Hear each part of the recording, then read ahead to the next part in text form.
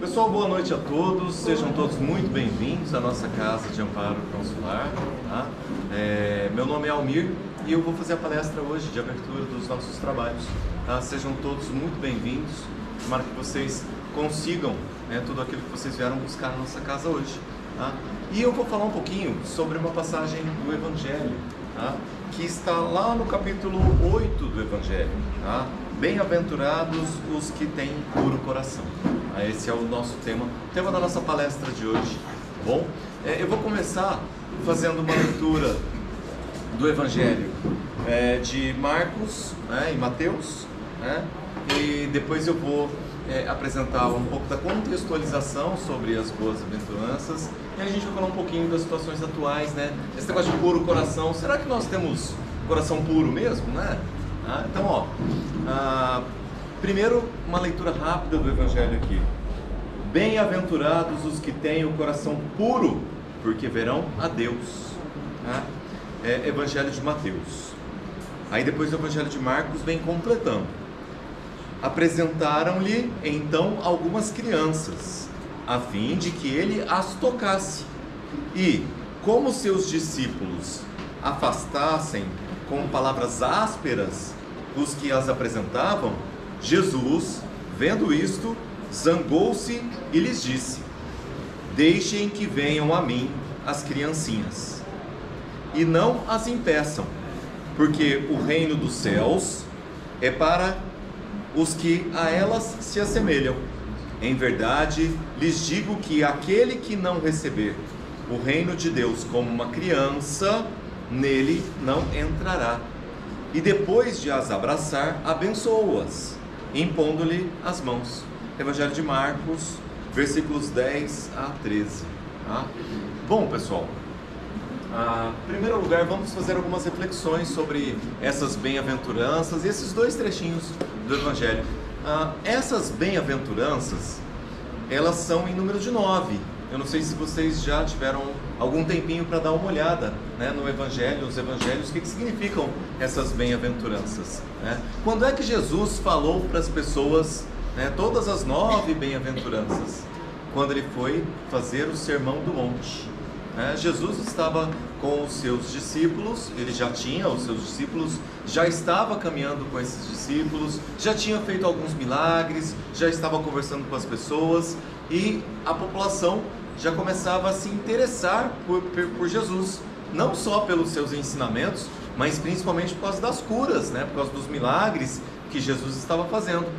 Então, uma vez ele resolveu reunir várias pessoas de várias cidades diferentes, porque Jesus ficava caminhando em regiões diferentes, Jerusalém, Cananéia,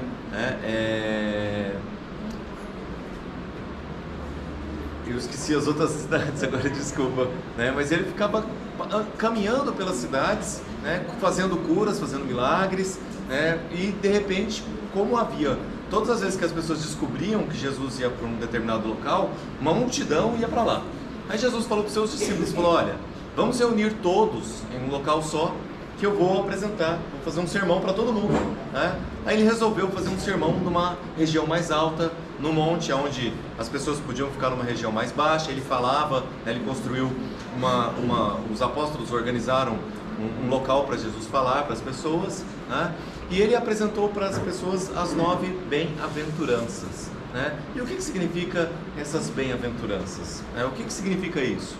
Essas bem-aventuranças, bem-aventurados aqueles que sofrem, bem-aventurados os que têm puro coração, bem-aventurados os que têm sede de justiça. Jesus foi explicando para as pessoas que tudo aquilo que causava sofrimento, tudo aquilo que causava angústia, se as pessoas soubessem trabalhar estas situações dentro de si, elas teriam condições de ter benefícios no reino dos céus. Vamos pensar que naquela época, quando Jesus veio, a cultura ainda era muito simplória. As pessoas não tinham conhecimento muito vasto sobre ciência, sobre filosofia, nada. As pessoas estavam acostumadas a quê? A levantar, trabalhar o dia todo, nas profissões braçais, né, como agricultores, ferreiros, pescadores, tá? E todas essas pessoas tinham um conhecimento muito simples, né? Então Jesus falava assim, olha, né, todo esse sofrimento, a justiça, a dor, tudo isso que você está carregando, saiba trabalhar isso dentro do seu coração, porque você receberá benefícios no futuro, porque na medida em que nós vamos passando bem pelas nossas dificuldades terrenas, na medida em que nós vamos conseguindo compreender tudo aquilo que nos é dado, todas as tarefas, todas as situações, todas as vicissitudes da nossa vida, se nós conseguimos passar bem por isso, passar com o coração puro, nós vamos conseguir colher bons frutos no futuro, na vida espiritual. Quando Jesus fala do reino dos céus, será que o Espiritismo entende isso de forma diferente? Será que o Espiritismo ele fala assim, não existe reino dos céus, não existe paraíso? Será que existe ou será que não existe? Porque quando a gente fala de reencarnação, será que a gente está negando isso? Olha, não é bem assim.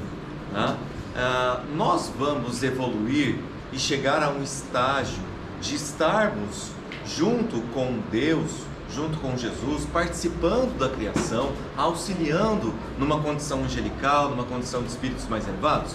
Vamos ou não vamos? O que vocês acham?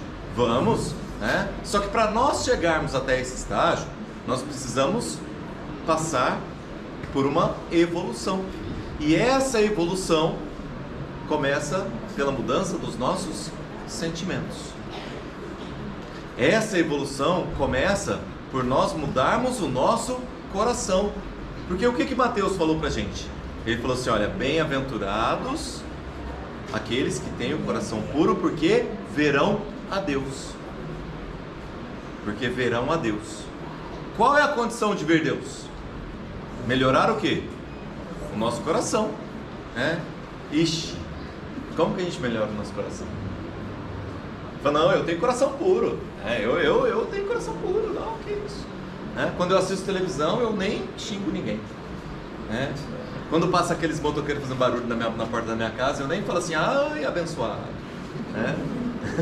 Então, em regra, nós, durante a nossa vida, o nosso dia a dia, nós passamos por uma série de infortúnios.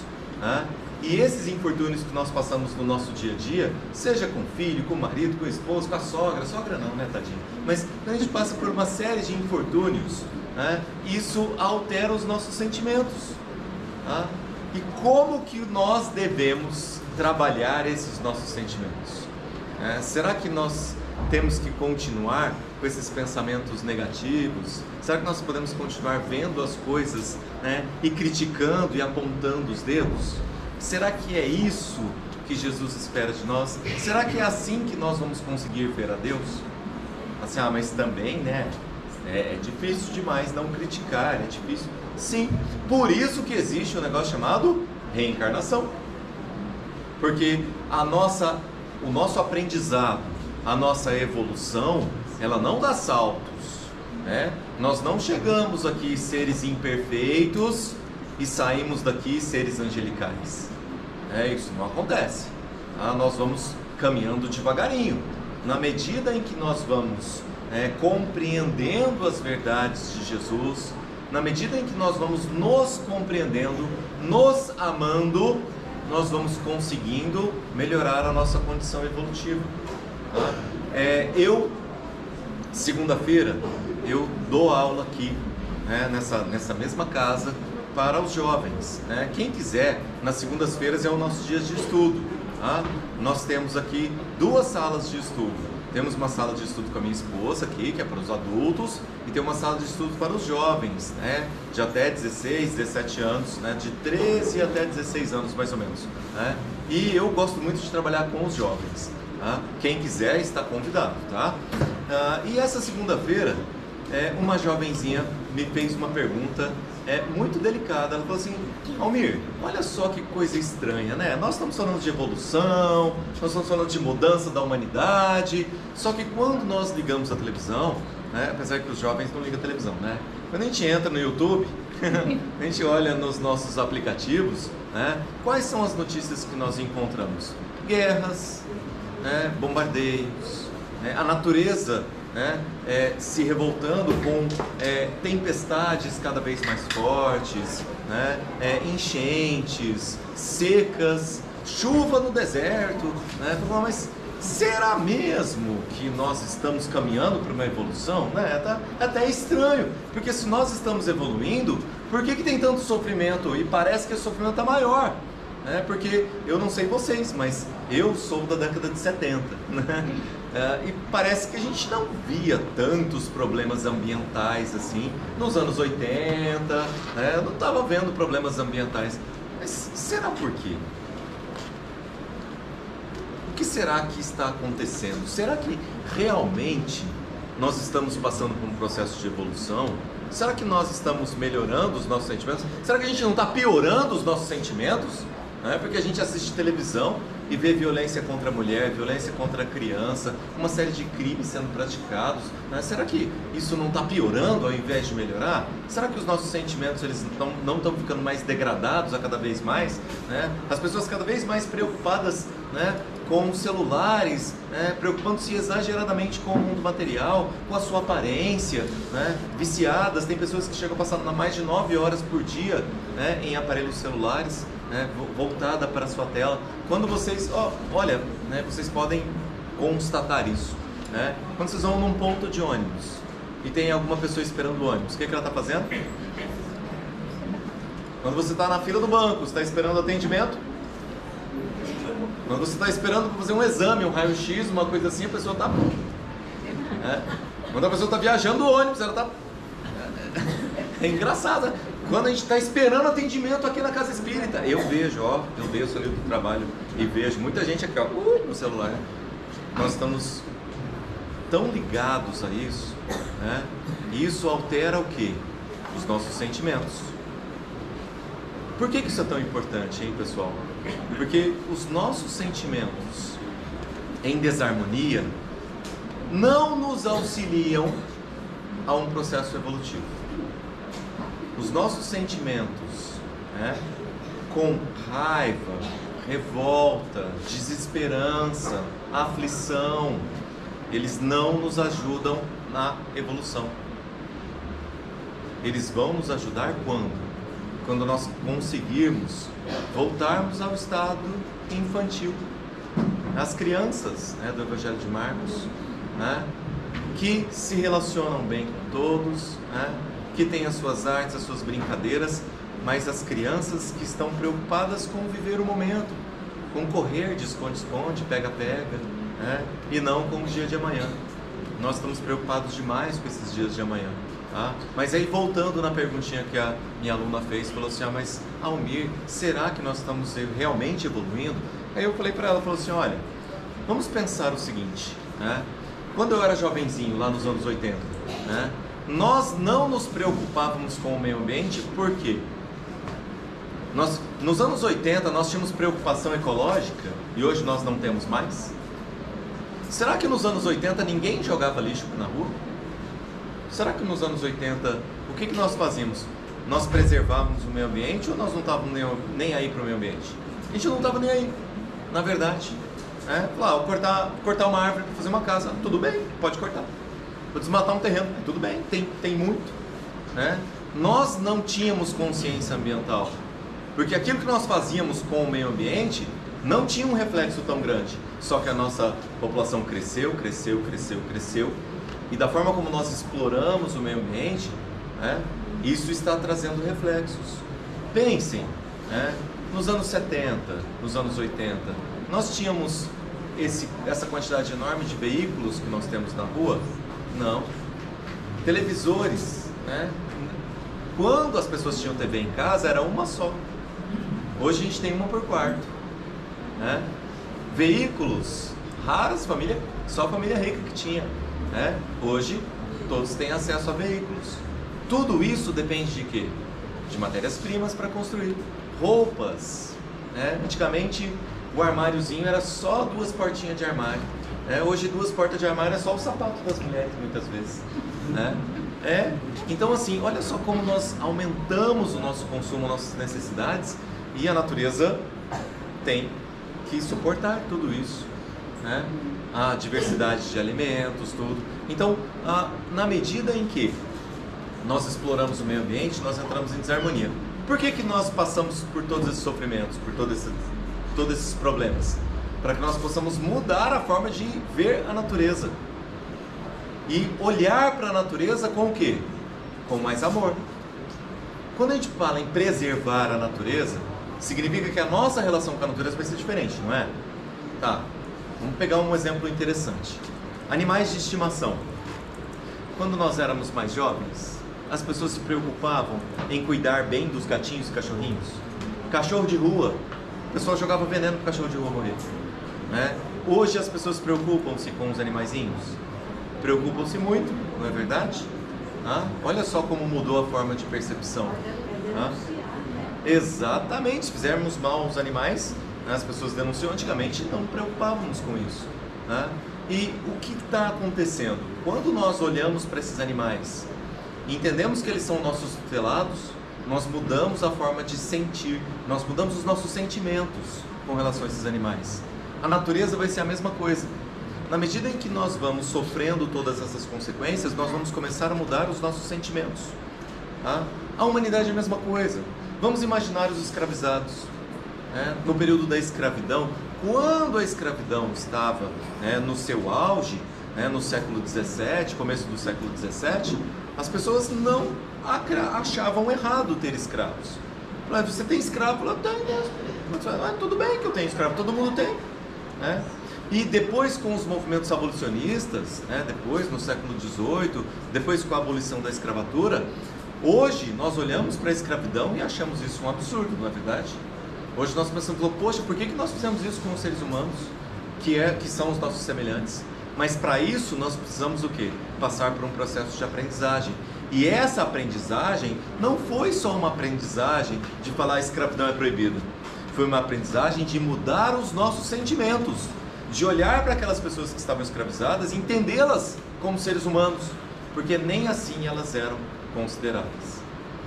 Eu me lembro, que eu até dei de presente para uma aluna minha um livro chamado Veias Abertas na América Latina, em que ele fala muito sobre a matança dos povos originários, dos indígenas que viviam aqui na América Latina, e que as autoridades, até a própria igreja, falam, não tem problema tirar a vida dos indígenas, porque eles são animais, eles não têm alma. Por isso que os índios vieram catequizá-los, porque catequizando-os, eles passavam a ter alma, aí não podiam mais matar. Aí eles eram cristãos, não pode matar. Mas se não, o índio vive lá na selva, ele vive igual um animal, então pode matar, é um animal. Deus colocou os animais para nos servirem. Essa era a ideia que nós tínhamos. E agora nós mudamos a forma de pensar. Mudando a nossa forma de pensar, nós também começamos a mudar os nossos sentimentos. E é dessa forma que nós vamos conseguir alterar os nossos sentimentos.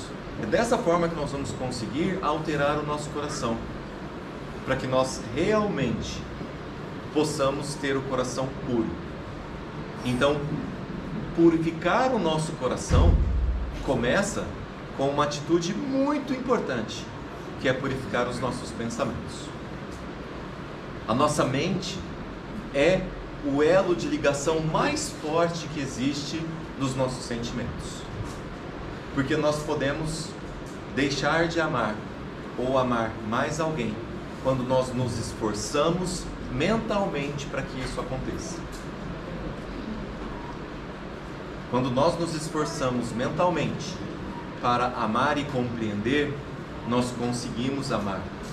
Quando nós não nos esforçamos, quando nós trazemos dentro do nosso pensamento apenas imagens negativas e ruins, nós vamos interferir nos nossos sentimentos também. E aí, quando nós interferimos negativamente nos nossos sentimentos, nasce uma série de coisas, como preconceito, por exemplo, como discriminação. Nós começamos a moldar os nossos corações com base naquilo que nós compreendemos, até de nós mesmos. Quando Jesus nos fala assim, ama ao próximo como a ti mesmo, não é verdade? Quanto você se ama? Você consegue mensurar isso? quanto nós nos amamos. Hoje à tarde, uma aluna minha, uma orientanda minha, já concluiu o trabalho dela e tem que fazer a apresentação agora, a defesa, né, do trabalho dela. Aí ela falou assim: professor, ai, eu tô nervosa, eu não sei se eu vou conseguir, eu acho que tá tudo errado. Aí eu falei, olha, minha orientanda, o seu trabalho está ótimo, você escreve bem, né? Apresente o trabalho da forma como você apresenta para mim, para a banca examinadora, que você vai ter uma boa nota. Falei, mais. Falei, mas calma, Flávia, por que nós temos tanta dificuldade de acreditar em nós mesmos? Porque nós precisamos tanto de validação. Eu não me sinto bem se ninguém vai lá para mim e fala, não, realmente você é bem, realmente você é bonita, realmente você é importante, realmente você faz as coisas direito, realmente você cozinha bem, realmente você é importante para mim. Ora, nós estamos tão preocupados na validação dos outros, esquecemos dos nossos sentimentos com relação a nós mesmos. Tá? Então, quando a gente fala, né, bem-aventurados os que têm puro coração, porque eles verão a Deus, é porque essa pureza de coração, ela está ligada diretamente aos nossos sentimentos com relação a tudo aquilo que nos envolve e principalmente com relação a nós mesmos. Principalmente com relação a nós mesmos. Nós estamos deixando de nos amar. Nós estamos amando mais um monte de coisa, menos a nós mesmos. Nós enchemos o nosso corpo de veneno, nós enchemos a nossa cabeça de maus pensamentos, nós enchemos a nossa língua de críticas, e isso demonstra o quê? Falta de amor,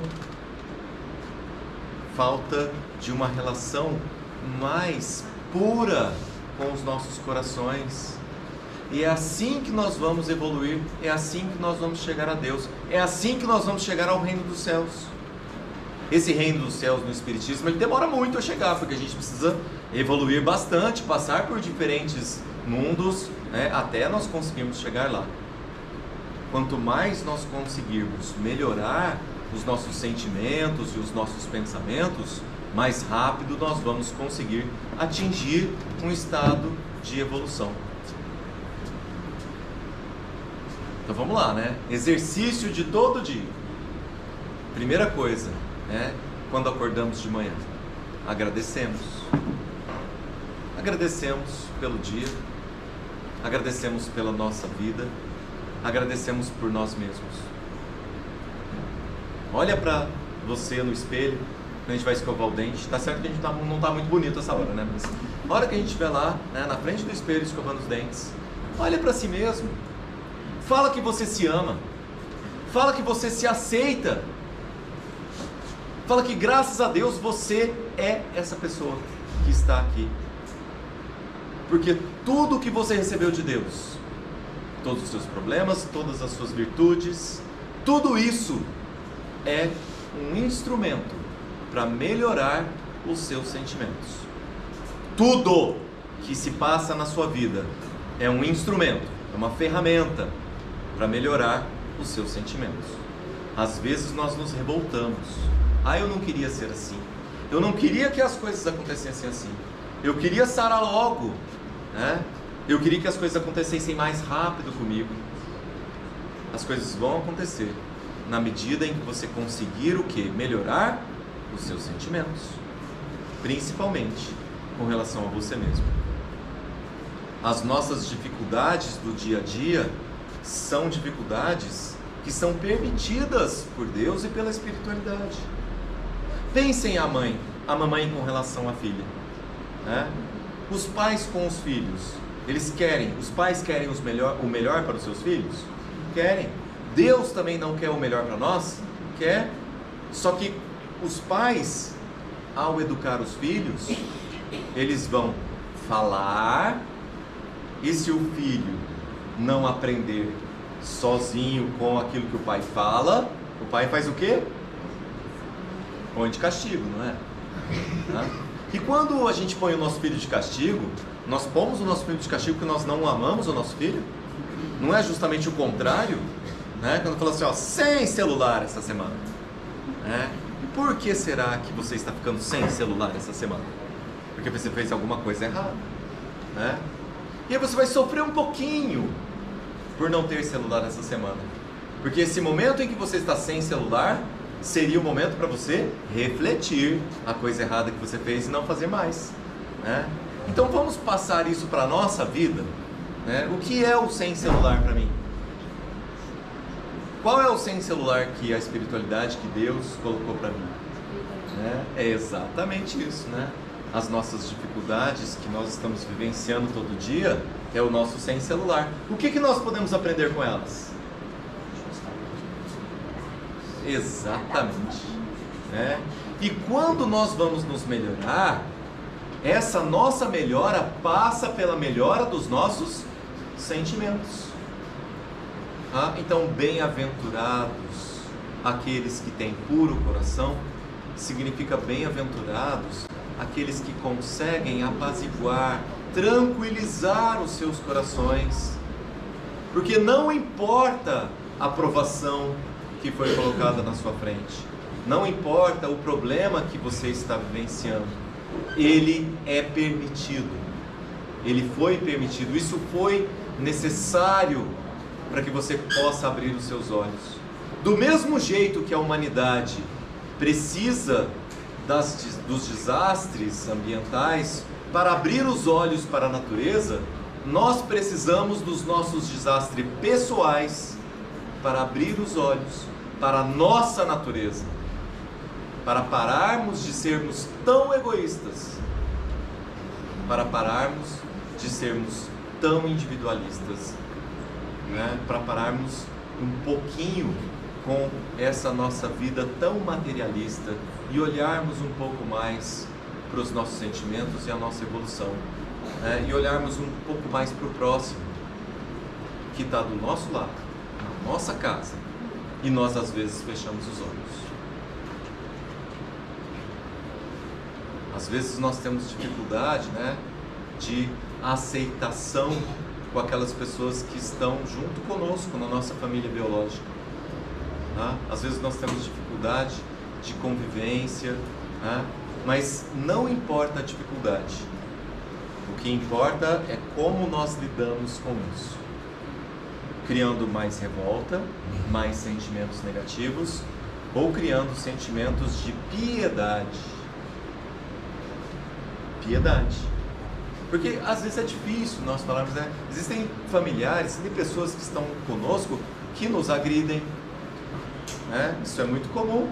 Casais, por exemplo, em que eles começam a se agredir, né? Filhos que às vezes, né, ofendem e agridem os pais, que não amparam os pais na velhice, né? Que não têm paciência, né, uns com os outros, tá? É difícil às vezes nós mudarmos aquela sensação, né, de angústia, de rancor, de ódio, né? Mas o que nós podemos começar a desenvolver? Piedade. Piedade para com aqueles que estão conosco, para com aqueles que dividem as nossas vidas, né, todos os dias, mesmo que sejam ex-maridos, ex-esposas, né? Tenhamos piedade, paciência, tá? Por mais que seja difícil. Porque nós não conseguimos mudar o outro, por mais que a gente queira tanto mudar os outros, né? Mas por mais que nós tenhamos vontade de mudar o outro, nós não conseguimos. Quem é a única pessoa que a senhora consegue mudar? A senhora mesma. Nós só conseguimos mudar nós mesmos. Nós só conseguimos mudar os nossos sentimentos. Não adianta ficar brigando e esbravejando. Você não coloca fé no coração de ninguém, você só coloca fé no seu coração. Você não coloca paciência no coração de ninguém, você só coloca paciência no seu coração. Você não coloca amor no coração de ninguém, você só desenvolve o seu próprio amor. E é assim que nós vamos, desenvolvendo o nosso próprio amor, chegarmos ao reino dos céus, chegarmos a uma condição espiritual mais adequada na nossa encarnação. Meus amores, muito obrigado por terem emprestado seus ouvidos nessa noite de hoje. Enquanto vocês ficam trabalhando aqui, eu vou me dirigir ao meu local de trabalho aqui em cima, junto com as crianças, para fazermos as nossas orações em favor de todos. Tá? Gostaria de lembrar a vocês que enquanto estamos aqui, neste ambiente, todos nós já começamos a ser tratados. O nosso tratamento, ele começa quando a gente passa daquele portão aqui para dentro. Na verdade, até muito antes, quando você na sua casa se dispôs a sair e vir para cá, o seu tratamento espiritual começou. As suas boas energias, as boas energias desse ambiente, elas começam aqui. Por isso que nós pedimos tanto para vocês aqui dentro manterem os seus pensamentos positivos, os seus pensamentos no bem. Porque quando nós nos sintonizamos com a espiritualidade superior, quando nós nos sintonizamos com os bons espíritos que aqui estão na casa, mais efetivo, mais fácil, mais eficaz é o tratamento. Quando nós nos distanciamos mentalmente, mais difícil é o tratamento. Então, se a gente está aqui pensando coisas ruins, preocupados com o boleto que a gente vai pagar amanhã, o nosso tratamento tem uma eficácia um pouco menor. Então vamos deixar as nossas mentes e os nossos corações abertos a partir de agora, né? Com bons pensamentos, com esperança, com a certeza de que tudo aquilo que nós viemos buscar aqui, hoje lhes será entregue. Tá bom? Eu agradeço a todos. Deixo vocês com a Jane. Jane, você vai dar mais algum recadinho? Então, meus queridos, fiquem com Deus. Que Jesus ilumine e ampare a todos. Uma boa noite.